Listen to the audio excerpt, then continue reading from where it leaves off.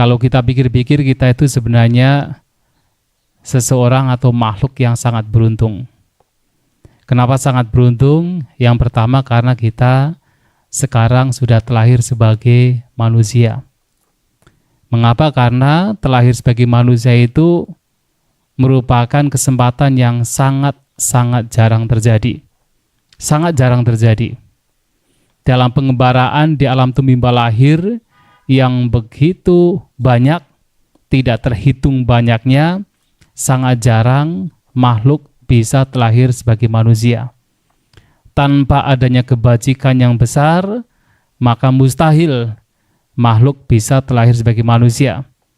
Dan sekarang kita sudah terlahir sebagai manusia.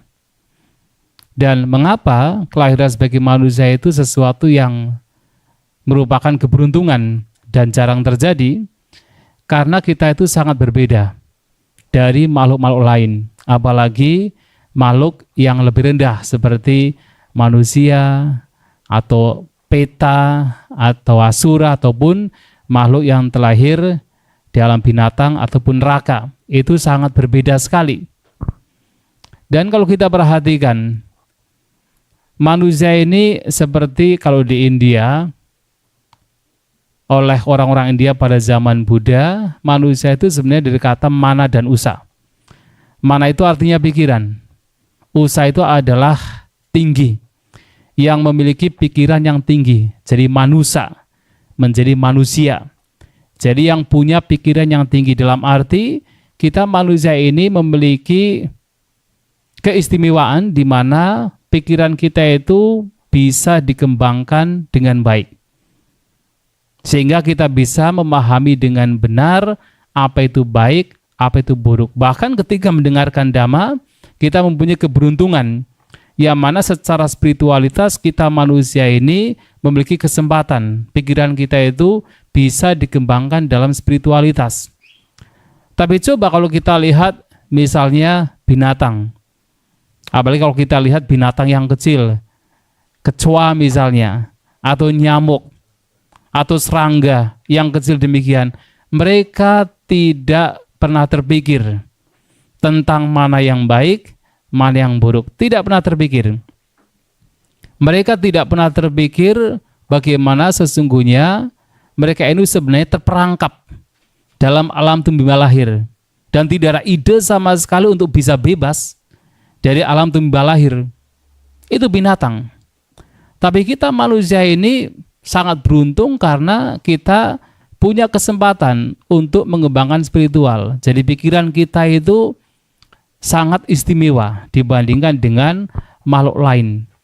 Maka Sang Buddha bahkan menyatakan, bahkan seandainya seseorang terlahir sebagai manusia dan dia itu terlahir dengan kondisi yang mungkin berbeda dari orang pada umumnya dalam artian barangkali disable dan sebagainya, tetapi itu masih jauh lebih mulia, jauh lebih unggul ketimbang terlahir sebagai seekor binatang. Walaupun binatang tersebut itu misalnya gajah dengan badan yang besar, tetap binatang tersebut tidak bisa mengungguli kelahiran sebagai manusia.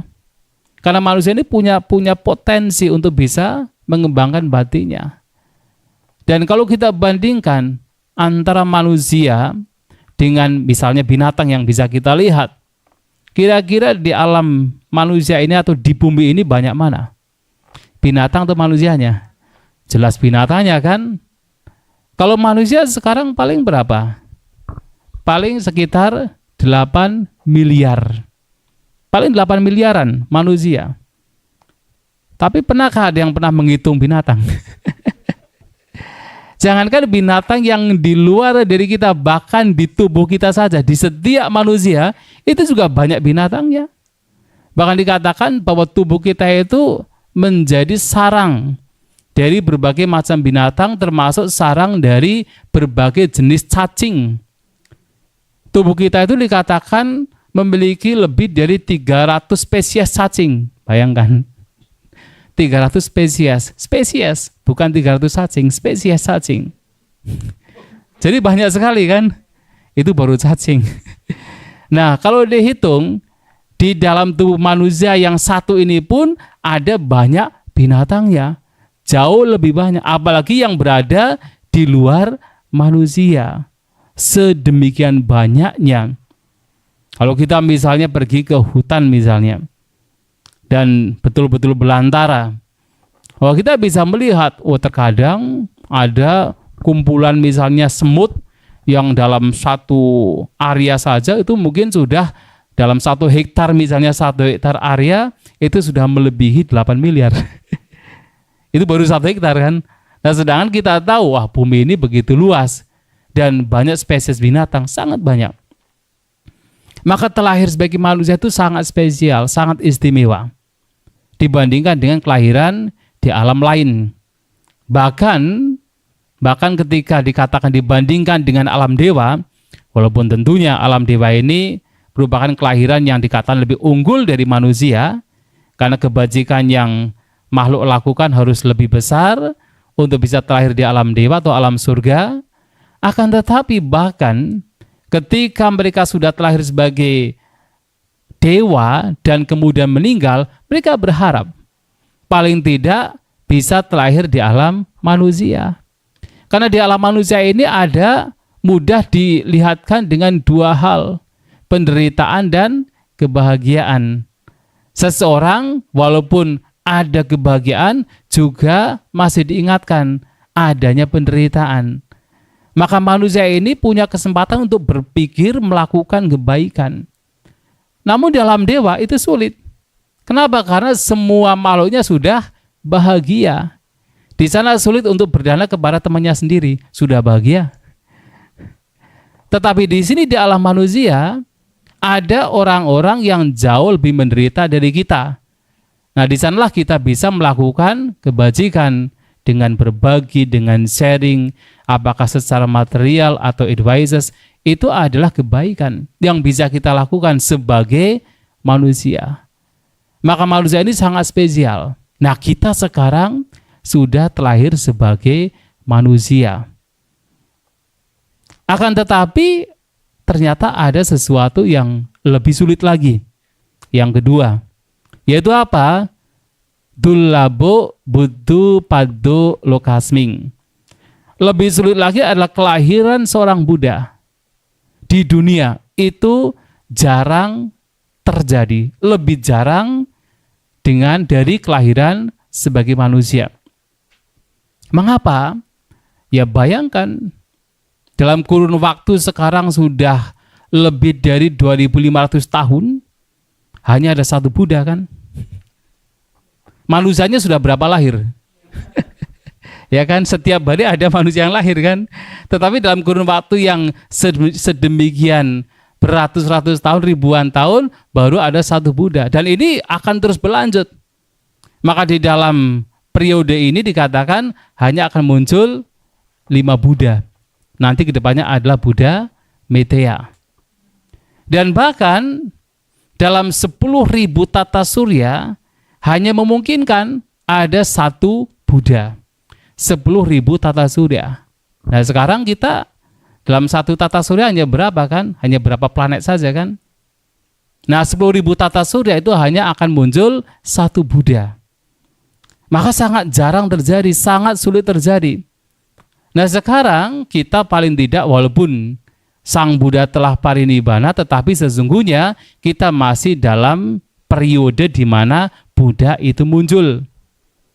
Nah, dalam kelahiran-kelahiran yang lampu yang sudah begitu banyaknya, sudah sangat banyak, itu sangat jarang terjadi kita bertemu dengan seorang Buddha. Mungkin pernah bertemu, tetapi lama sekali. Dan mungkin pula Buddha muncul, ternyata kita sedang terlahir sebagai katak. Atau sebagai ikan di samudra yang begitu jauh dengan Buddha yang muncul. Bisa terjadi. Maka kelahiran sebagai seorang Buddha itu sangat jarang terjadi. Dan sekarang kita sebenarnya dalam periode di mana Buddha itu masih ada. Ya tentu beliau sudah parinibbana, tetapi kita masih bisa mendengarkan kata Buddha. Kita masih seakan-akan Buddha itu dekat dengan kita. Maka kelahiran Buddha itu sesuatu yang sangat jarang terjadi, dan kita sekarang selain terlahir sebagai manusia, kita pun juga terlahir di periode di mana Buddha itu ada. Sebuah keberuntungan. Nah, kan tetapi ada sesuatu yang lebih sulit lagi, yaitu apa? Saddhamma sawanang. Bisa punya kesempatan mendengarkan dhamma yang sejati, itu adalah sesuatu yang sangat sulit, sangat jarang terjadi. Kenapa? Walaupun kita sudah terlahir sebagai manusia, belum tentu kita punya kesempatan untuk mendengarkan dhamma. Walaupun kemudian Buddha sedang muncul, kita sudah terlahir sebagai manusia, belum tentu juga kita punya kesempatan untuk bisa mendengarkan dhamma. Dan sekarang umat Buddha di dunia ada berapa kira-kira? Kemarin ada yang riset, itu sekitar 500 juta. Yaitu nggak tahu riset, nggak pernah dihitung satu persatu kan. Di konsensus nggak pernah, tetapi dikatakan ada sekitar 500 juta. Dari 8 miliar itu ada 500 juta. Seandainya 500 juta ini memang betul-betul umat Buddha yang betul-betul, tahu kan? Yang betul-betul, jadi bukan sekadar KTP, artinya hanya berapa persen dari 8 miliar manusia yang punya kesempatan untuk mendengarkan dhamma sejati? Sangat sedikit. Dan apakah kemudian yang 500 juta ini betul-betul semuanya pernah mendengarkan dhamma sejati? Belum tentu. Maka punya kesempatan mendengarkan dhamma sejati itu sesuatu yang jauh lebih sulit. Sangat sulit terjadi, jarang terjadi pada kita. Nah, pertanyaannya adalah apa sesungguhnya dhamma sejati? Dan apa yang kemudian penting untuk kita lakukan berkenaan dengan dhamma sejati?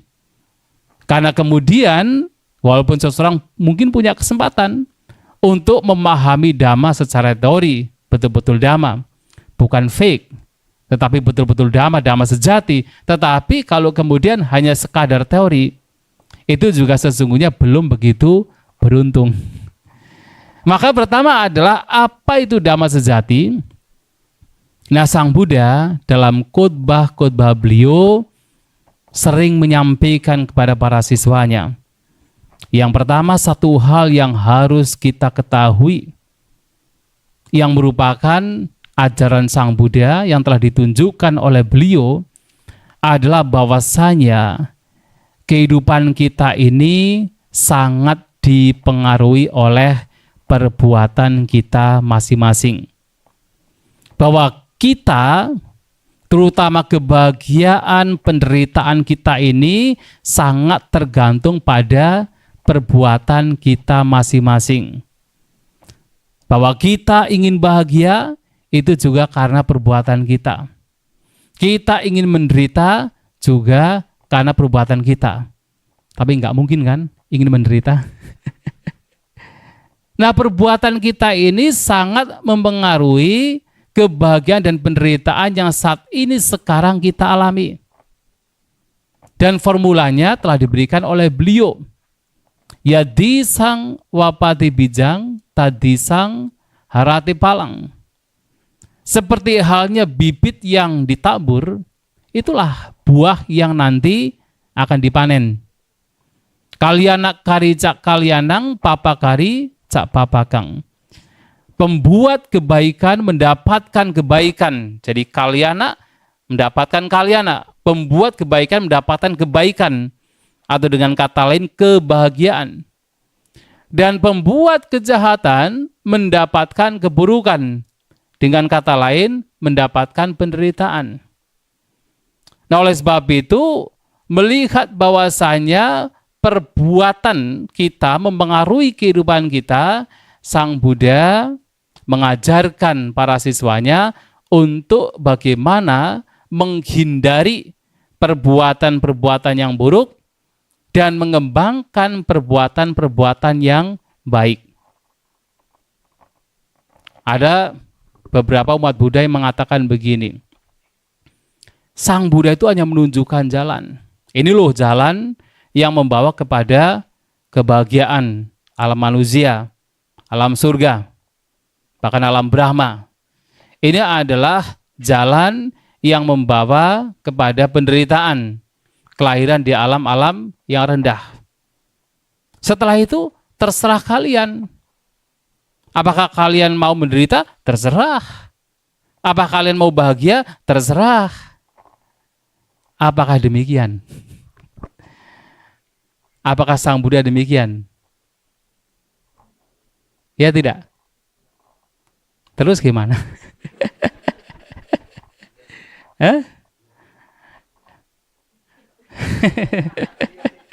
Ya kan, ada yang iya, ada yang tidak kan? Tidak. Sang Buddha menunjukkan ini loh jalan yang membawa kebahagiaan. Ini jalan yang membawa kepada penderitaan. Itu atas dasar kebijaksanaan beliau. Tetapi beliau juga memiliki compassion yang begitu besar, maha karuna. Jadi selain menunjukkan jalan yang membawa kepada penderitaan, membawa kepada kebahagiaan, Sang Buddha juga menunjukkan atau memotivasi, mengajak, mengarahkan manusia dan bahkan para dewa untuk menghindari kejahatan, untuk mengembangkan kebaikan.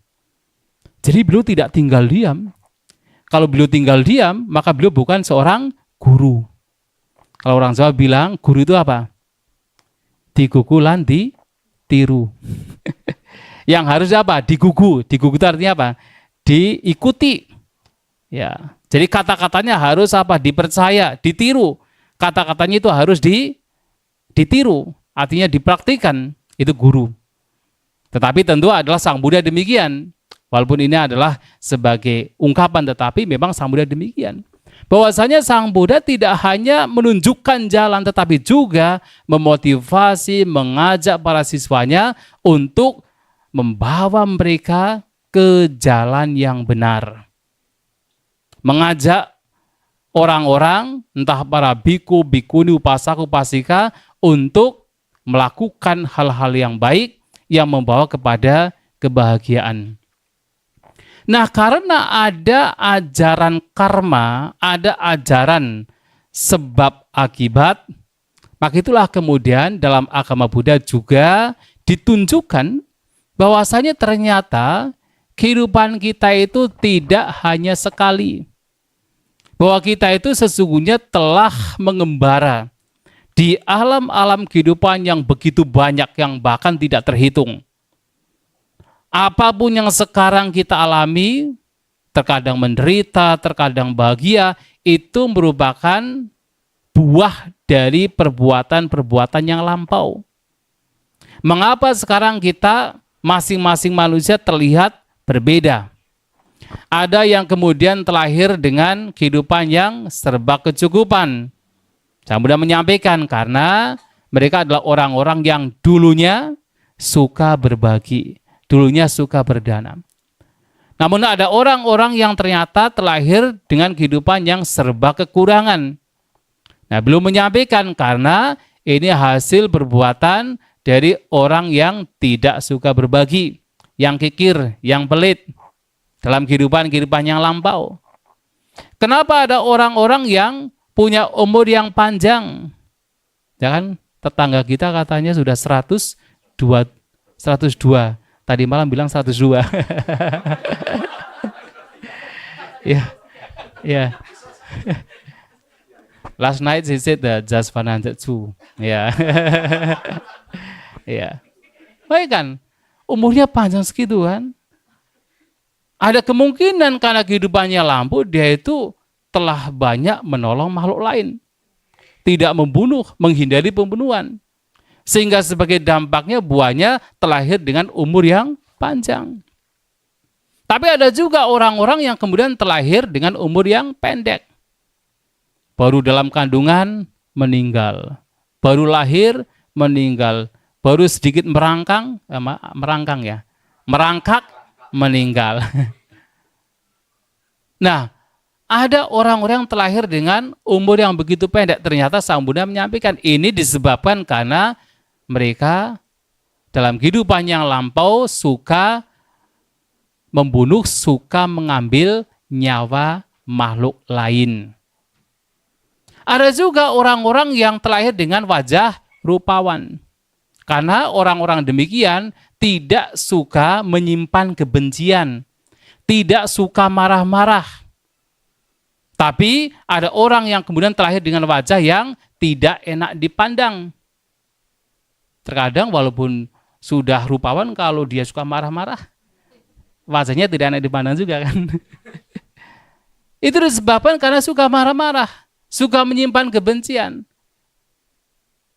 Nah sekarang kita bisa melihat ada orang yang umurnya panjang, kaya, wajah rupawan, bisa kita bayangkan kan? Orang itu adalah orang yang tidak suka membunuh, tidak suka marah-marah, dan suka berdana. Ada orang yang juga terlahir dengan memiliki pengaruh yang besar. Jadi punya wibawa. Jangan seperti pejabat negara itu. Ya Soeharto. Ya, betul, Jokowi gitu kan. Atau sekarang Joe Biden atau Donald Trump gitu ya. Harus kita percaya bahwa mereka-mereka ini adalah orang-orang yang memang dulunya tidak suka menyimpan iri hati. Jadi suka bersimpati dengan kesuksesan, kebahagiaan orang lain. Jadi kalau kita ingin seperti mereka-mereka ini, ya kita harus mulai belajar. Belajar untuk tidak menyimpan iri hati. Tetapi justru melihat orang lain sukses, melihat orang lain bahagia, melihat orang lain kok kaya, kita harus ikut bersimpati, ikut berbahagia, ikut bermudita cita. Siapa tahu, kalaupun sekarang tidak punya pengaruh, nanti kehidupan yang akan datang punya pengaruh. Ya bisa demikian.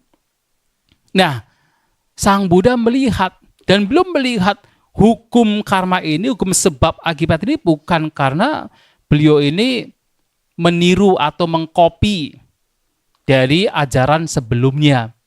Karena memang sebelum Sang Buddha muncul, di India sudah banyak ajaran yang mengajarkan tentang hukum karma, hukum sebab akibat.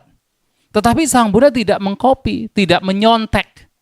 Sang Buddha melihat keberadaan hukum sebab akibat ini atas dasar pengetahuan langsung beliau, pengetahuan tinggi, menggunakan abinya, menggunakan dibacaku, mata dewa. Dengan kekuatan mata dewa belum melihat, oh ternyata makhluk-makhluk ini lahir mati dengan kondisi berbeda-beda, destinasi berbeda-beda, karena karmanya berbeda-beda. Maka beliau bisa memberikan penjelasan dengan sangat detail bahwa karena inilah maka seseorang terlahir seperti ini. Karena itulah maka seseorang terlahir seperti itu. Itu karena apa? Kekuatan dibacaku beliau, mata dewa beliau. Bukan asal jiplak, bukan asal teori dari para pertapa sebelumnya, tidak.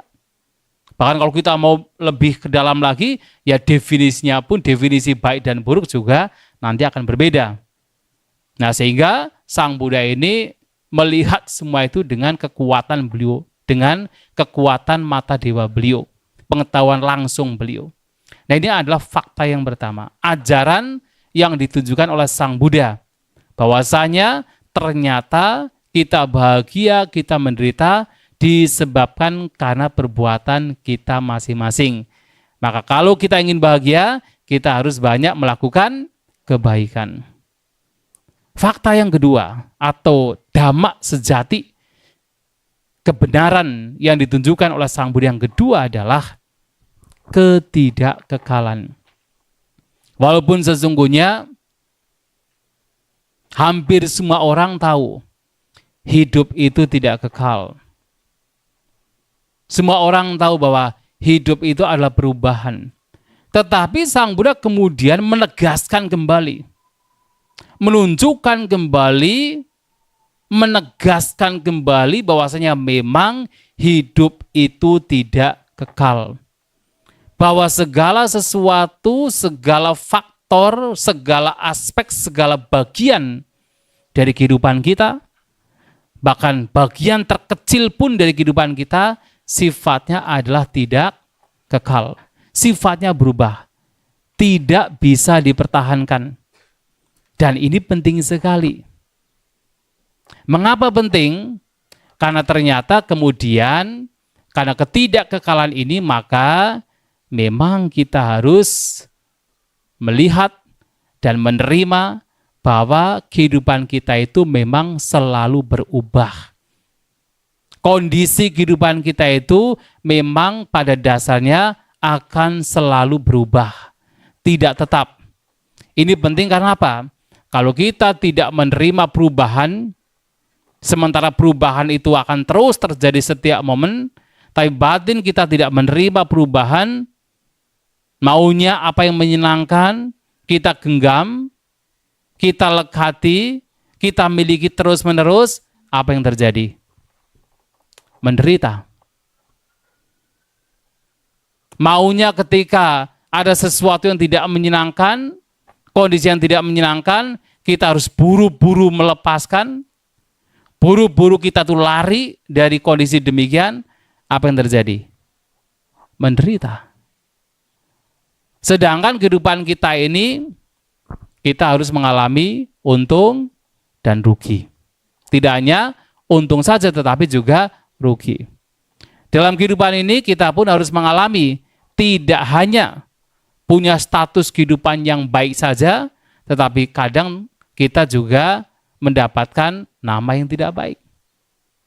Tidak hanya dalam kehidupan ini kita terus mendapatkan kata-kata yang menyenangkan, kata-kata yang indah, kata-kata pujian, celaan, hinaan, kritikan, itu juga akan datang pada kita. Tidak hanya dalam kehidupan kita terus kita mendapatkan suka, mendapatkan bahagia, tetapi duka, perpisahan, berasosiasi dengan yang tidak menyenangkan, tidak mendapatkan yang kita inginkan, musibah, kecelakaan, sakit juga akan datang pada kita. Dan itu adalah sesuatu yang akan terjadi pada semua orang, baik yang bijaksana maupun yang bodoh, baik mereka yang kaya ataupun yang miskin, baik mereka yang berpengaruh atau tidak berpengaruh, baik mereka yang kuat maupun yang lemah.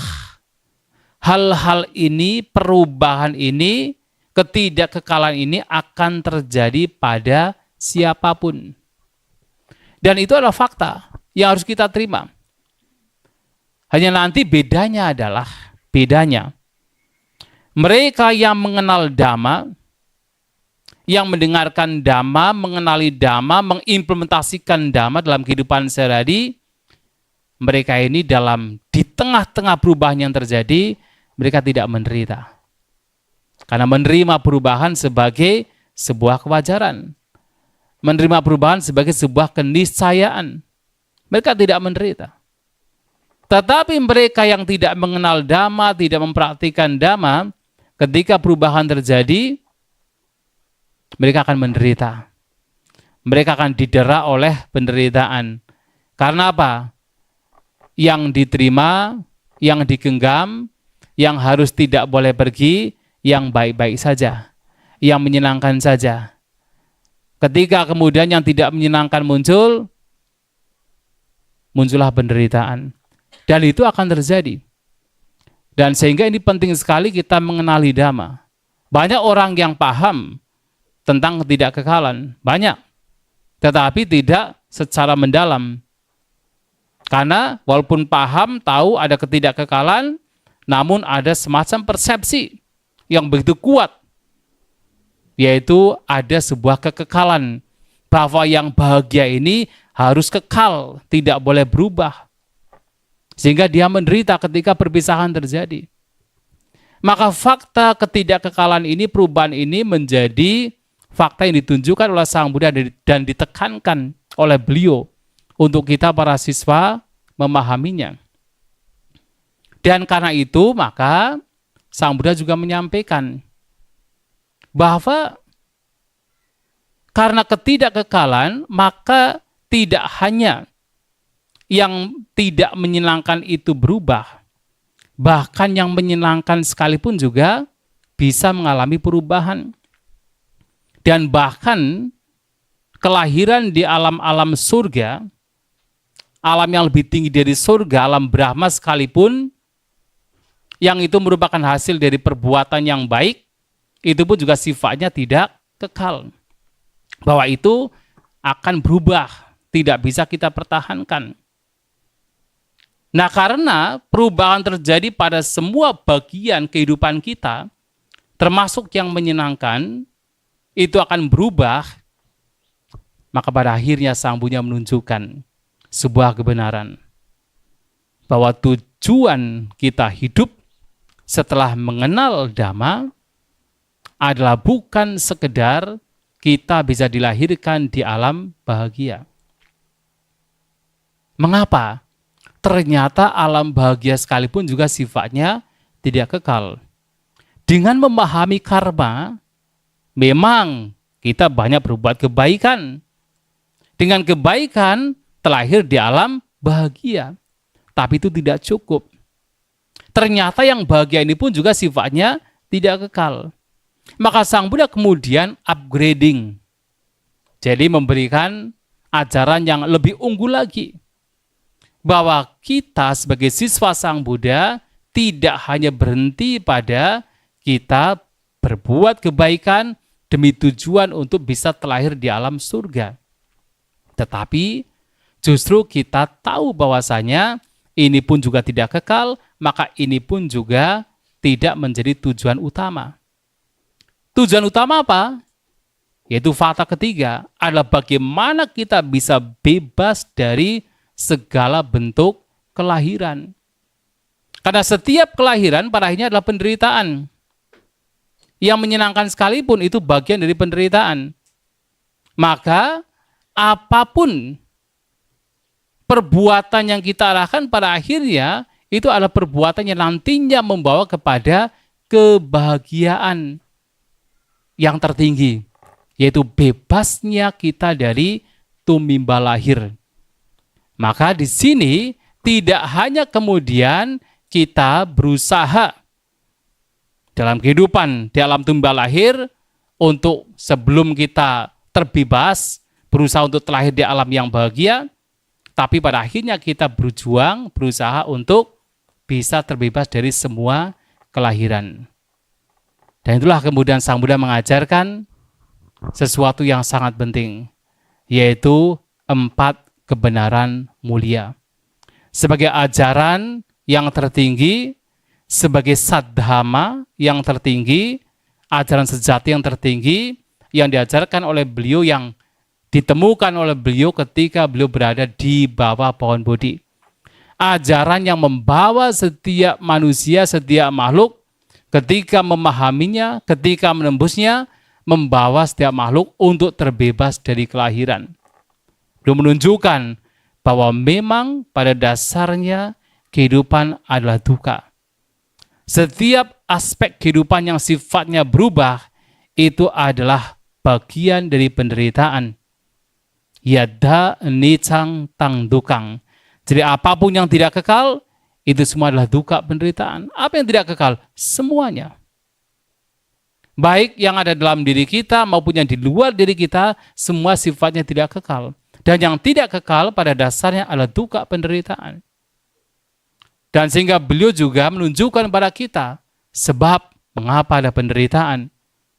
Yang tidak lain adalah kotoran batin kita. Keserakahan kita, kebencian kita, ketidaktahuan kita. Apapun bentuk kotoran batin yang ada dalam batin setiap makhluk, itu adalah sebab mengapa penderitaan itu terus terjadi. Itu adalah sebab mengapa seseorang atau makhluk terus mengalami kelahiran. Bahwa kotoran batin itu semacam driving force, kekuatan yang mendorong. Seperti fuel, seperti bensin, yang membawa seseorang makhluk untuk terus mengalami kelahiran. Kotoran batin.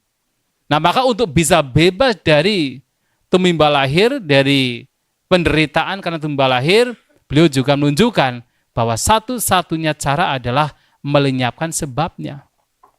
Karena sebabnya adalah kotoran batin, maka kotoran batin harus dilenyapkan. Tidak ada cara lain. Dan bagaimana kita melenyapkan? Maka kebenaran mulia yang keempat, yaitu dengan mempraktikkan jalan mulia berunsur 8. Kita berjuang untuk mengembangkan pandangan benar, untuk selalu berpikir yang benar, berpikir yang positif. Tapi ternyata berpikir yang positif itu harus punya definisi yang berbeda. Karena saya pernah mendengar, ada banyak orang ketika berbicara berpikir positif, ternyata pikiran positif yang masih berkenaan dengan kesenangan indera. Nggak usahlah menderita, yang penting happy saja, enjoy saja, kita pergi ke bar gitu kan. Itu dianggap sebagai pikiran positif. Ternyata itu terjadi, maaf saja, di negara barat. Bahwa pikiran positif itu bukan pikiran yang bebas dari kebencian, bebas dari keserakahan, tetapi justru terkadang itu muncul karena keserakahan. Itu bukan pikiran positif. Justru itu adalah pikiran yang membawa kepada bertambahnya penderitaan. Jadi kan orang mungkin lagi stres, kemudian nggak usahlah dipikir. Udah ayo kita pergi ke bar, kita minum-minum, kita enjoy the life gitu kan, pesta gitu kan. Pikiran positif dianggapnya. Tapi tidak tahu bahwa itu adalah sebab penderitaan yang tidak akan ada hentinya. Seperti orang minum garam. Ketika haus kemudian minum garam. Bukannya kemudian dahaganya lenyap, semakin dia haus. Untuk sementara rasanya mungkin tidak haus, tapi sementara justru dia akan semakin haus. Minum lagi, haus lagi, minum lagi, tambah haus lagi. Akhirnya apa? Dehidrasi. Saya mudah mengatakan bahwa sebanyak apapun kesenangan indrawi yang diperoleh, seseorang tidak akan pernah merasa puas. Akan selalu kurang. Unoloko atito. Dan pada akhirnya apa? Tanhadaso. Menjadi budak dari nafsunya sendiri. Ketika hidup hanya untuk mengejar mencari kesenangan indrawi. Nah, pikiran positif di sini tidak demikian. Pikiran positif adalah pikiran-pikiran yang membawa kepada lenyapnya kotoran batin. Lenyapnya keserakahan, lenyapnya kebencian, lenyapnya kebodohan. Karena tahu, pandangannya sudah benar. Punya pandangan bahwasanya salah satunya adalah sebab penderitaan adalah kotoran batin.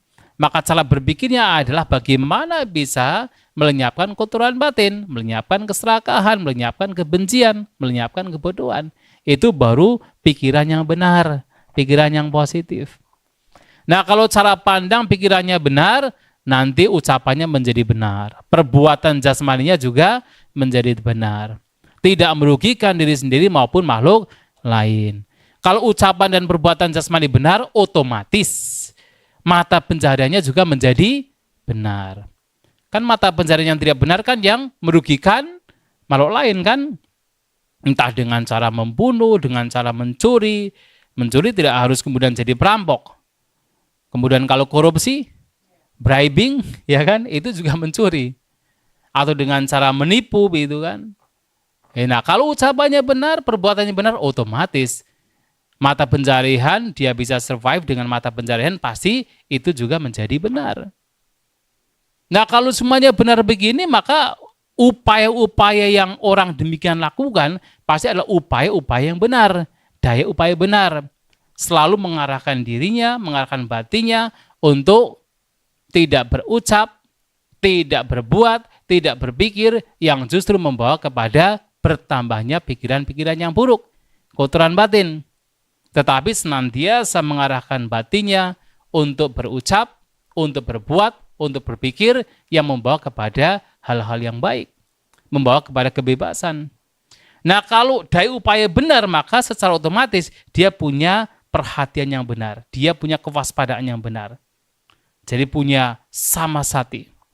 Kalau dengan cara demikian dilakukan, akhirnya Orang demikian kalau belum mendapatkan ketenangan batin, konsentrasi, maka dikatakan sebagai konsentrasi yang benar, ketenangan batin yang benar. Dan ini 8 ini yang merupakan sang jalan mulia unsur 8 ini yang sesungguhnya praktik yang harus kita lakukan dalam kehidupan sehari-hari.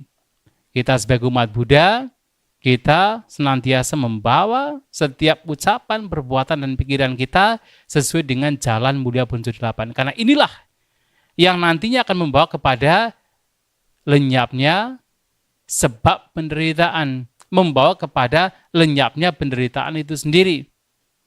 Dan kalau jalan ini dilakukan, dipraktikkan, maka niscaya, kalaupun kemudian kebebasan belum dicapai, orang demikian dipastikan kalau betul-betul hidup sesuai dengan jalan mulia unsur 8, pasti membawa kepada, kalau dilahirkan lagi, membawa kepada kelahiran-kelahiran yang lebih baik, kelahiran yang lebih bahagia, dan bahkan bisa bertemu dengan Dhamma lagi. Karena kekuatan dari perbuatan dia, kecenderungan batin dia, sudah sesuai dengan jalan mulia unsur 8. Maka dia bisa kemudian kelahiran yang akan datang bertemu dengan Dhamma lagi. Nah, itu yang harus kita lakukan. Maka Saddhamma Sawanang ini sesuatu yang sangat sulit terjadi, jarang terjadi pada manusia, pada makhluk. Dan kita, umat Buddha, kita sudah punya kesempatan. Kita sekarang sudah terlahir sebagai manusia, luar biasa. Kita juga hidup di mana Buddha sesungguhnya masih ada, artinya masih dalam periode kemunculan seorang Buddha, dan kita pun juga sekarang punya kesempatan untuk bisa mendengarkan Dhamma sejati. Dan kita tahu persis apa itu karma, kita tahu persis apa itu ketidakkekalan, kita tahu persis apa itu 4 kebenaran mulia. Dan yang menjadi lebih penting lagi adalah setelah tahu demikian, apa yang harus kita lakukan. Hidup itu sangat singkat. Kehidupan manusia itu sangat singkat. Sekarang kita rata-rata manusia umurnya berapa? 70 ya? Ada yang 50, 70 ya? Ya 70, 80 kan gitu kan? Seseorang yang terlahir sebagai manusia artinya pasti akan mati. Itu Maka sudah di setelah atas melihat rata-rata ya. bahaya kematian, seseorang harus banyak berbuat kebajikan. Itu kata dewa. Tapi Sang Buddha mengatakan, memang kehidupan manusia itu sangat singkat dan tidak ada perlindungan bagi manusia. Artinya pasti mengalami kematian. Maka setelah melihat bahaya kematian, seseorang harus segera melenyapkan. Jadi kalau dalam bahasa Pali itu namanya lokamisang. Lokamisang itu adalah umpan dunia. Umpan dunia tidak lain adalah kotoran batin yang membawa kepada seseorang terus terperangkap di alam tumimba lahir. Seseorang harus segera melenyapkan kotoran batin. Itu bedanya Sang Buddha dengan seorang dewa. Seorang dewa dengan pengalaman dia melihat manusia itu singkat sekali hidupnya. Bayangkan, satu Marajika saja, 1 hari 1 malam di satu Marajika, itu adalah, maksudnya di alam manusia itu seperti 50 tahun. 1 hari 1 malam, di alam satu Marajika itu sama dengan 50 tahun di alam manusia. Jadi kalau ada umur manusia yang cuma 50 tahun, itu seperti orang itu melihat gini, besok lahir, besok meninggal kan? Seperti nyamuk masih panjang 7 hari kan? Seperti kita melihat nyamuk masih 7 hari kan? Singkat sekali. Itu satu Marajika, belum lagi Tawatingsa. 1 hari 1 malam di alam Tawatingsa itu seperti 100 tahun di alam manusia. Ya jadi hanya setengah hari kan? Pagi lahir, sore udah mati. Singkat sekali kan? Maka dewa tersebut melihat umur manusia itu sangat singkat. Setelah melihat bahaya kematian, banyaklah berbuat kebaikan. Tapi Sang Buddha berbeda, umur manusia sangat singkat. Setelah melihat bahaya kematian, maka banyaklah untuk berjuang untuk melenyapkan lokamisang, umpan dunia, kotoran batin. Nah, ini yang menjadi inti ajaran Buddha yang dikatakan sebagai saddhamma, yang harus kita sebagai umat Buddha mulai memahami dan berjuang untuk sedikit demi sedikit mempraktikkan. Kalau yang betul-betul punya sang vega tinggi, keterbukaan batin tinggi, wah itu seperti Sang Buddha mengatakan, singkat sekali. Seperti Dewa mengatakan, singkat sekali. Tapi kan kita merasa seakan-akan umurnya panjang kan? Bahkan seakan-akan tidak akan pernah mati. Walaupun kita melihat setiap hari ada orang meninggal. Walaupun kita tahu bahwasanya di sekitar kita, mungkin orang tua kita, mungkin teman kita, mungkin suami, mungkin istri, anak, tetangga kita, orang kita kenal, orang tidak kita kenal, semua. Tidak ada satupun manusia yang tidak mati. Tidak ada kan? Pernah nggak mendengar manusia yang tidak mati? Pernah tidak? Bahkan Nabi pun juga meninggal. Ya kan? Bahkan Sang Buddha pun juga meninggal. Bahkan yang katanya bisa menghidupkan orang meninggal pun meninggal juga.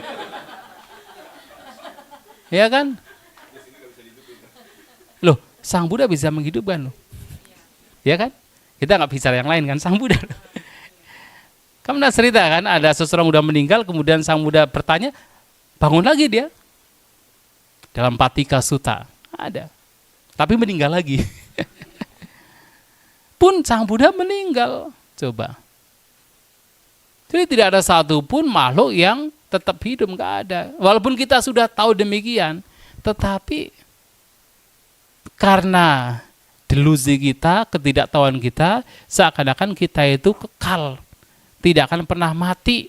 Akhirnya apa? Lupa dengan diri kita sendiri, tidak kemudian punya sang vega keterbukaan batin untuk berjuang. Padahal ini harus menjadi perenungan. Makanya kan abinha patsavikana patang. Jadi Sang Buddha mengatakan abinha patsavikana.